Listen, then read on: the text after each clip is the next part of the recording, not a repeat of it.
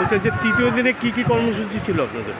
দেখুন, উত্তরহাবড়া বিবেক সংঘের যে আয়োজন, আজকে পঞ্চম দিনব্যাপী যে আয়োজন, আজকে তৃতীয় দিনে আমরা হাবড়া হসপিটালে রোগীদের মধ্যে ফল বিতরণের মাধ্যমে আমরা যে সেবামূলক কাজ সেটা শুরু করেছি। আমাদের এখন যেটা চলছে স্বেচ্ছায় রক্তদান শিবির।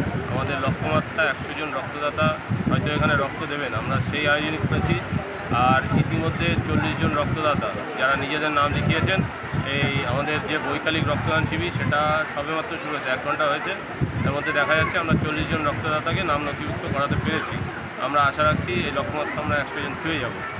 আর যেটা কথা, উত্তরহাবড়া বিবেক সংঘ সারা বছরব্যাপী যে সেবাগুলো আয়োজন করে, আমরা এই আয়োজন হচ্ছে তারই একটা অঙ্গ। বিকেলে তো একটা ধামাকা অনুষ্ঠান আছে। হ্যাঁ, আমাদের মঞ্চস্থে বিভিন্ন অনুষ্ঠান হয়। আমাদের গোবিন্দানী বসু সিরিয়ালের একজন নায়িকা, যিনি বিভিন্ন সিরিয়ালে কাজ করে থাকেন, উনি আসছেন আমাদের মঞ্চে। আগামীকালও আমাদের এই ধরনের প্রোগ্রাম রয়েছে, যেখানে 3 জন সিরিয়ালের নায়িকা আসছেন, আমরা তাদেরকে নিয়ে মঞ্চে পারফর্ম করাবো।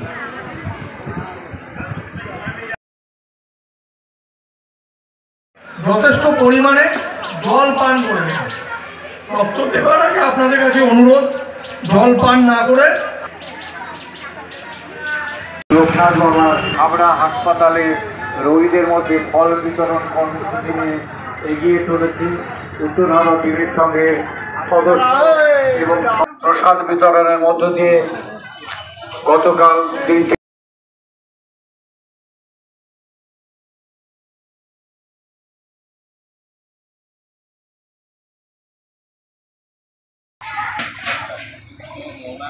গ্রন্থি উপবিতর্ক করিতেছে। বাবা বলে আসি বলি এত দ্বন্দ্ব কেন বলো, ভাবে তারা এ আপদ কোথা হতে এলো। তারা বলে উপবিতে লাগিয়াছে জট এল, যজ্ঞ উপবিতের জট আপতে হইল চরণ।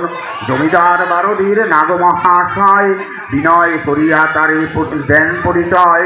বলে বাবা চলো, নির্মিত হইল আশ্রম, প্রতিষ্ঠা হইল মহান ছিলেন লোকনাথ জননী। বাবার হারিয়ে আসিল আশ্রমে কন্যা রূপে, আশ্রমে কন্যা।